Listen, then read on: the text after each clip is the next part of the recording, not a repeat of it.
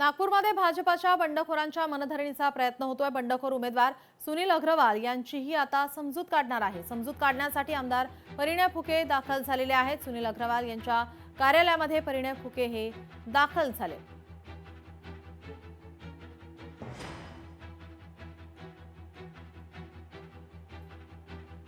चंद्रपूरमध्ये तिकीट कापल्याने बंडांचे हत्यार दिग्गज नेत्यांकडून आता बंडखोरांची मनधरणी सुरू आहे। अपक्ष उमेदवारांना फोनाफोनी सुरू आहे। अर्ज मागे घेण्यासाठी केवळ आता 2 तास अवघे उरलेले आहेत।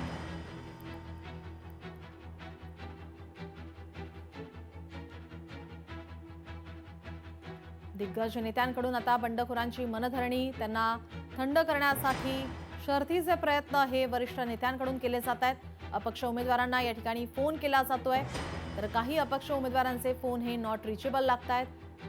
त्यांच्यापर्यंत पोहोचण्याचा हा प्रत्येक पक्षाच्या वरिष्ठ नेत्यांचा प्रयत्न सुरू आहे।